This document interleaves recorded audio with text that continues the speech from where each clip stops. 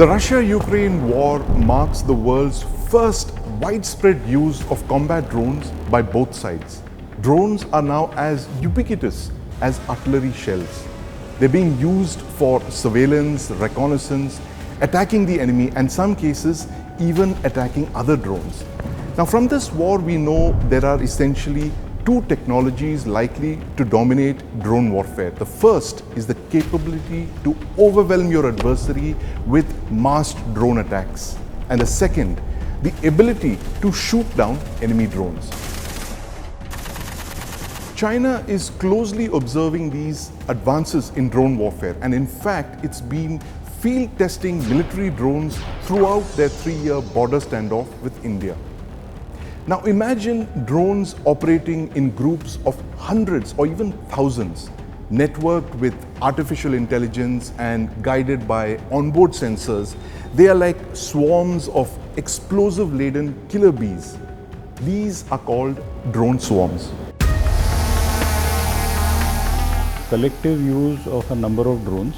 These are unmanned autonomous drones with different payloads as per the mission.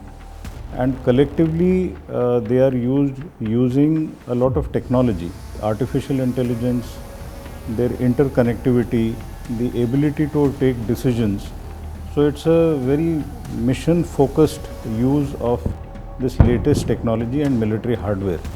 I think this is a game changer for things to come. It can fly very close to the ground, and therefore it is very difficult to detect. If detected, you will be detecting them at a very short range.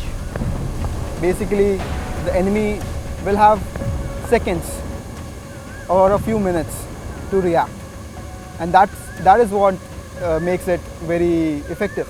They pose among the biggest challenges for air defense planners. The Indian armed forces are worried about this threat along their northern borders, and in fact, they've asked for high-power microwave weapons to counter this threat. Yes, of course, there is a threat, no doubt about that.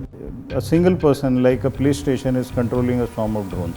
But these kamikaze kind of end result can cause a lot of destruction, whether it is to disable your air defense systems or whether it can be used even at a critical portion of your territory.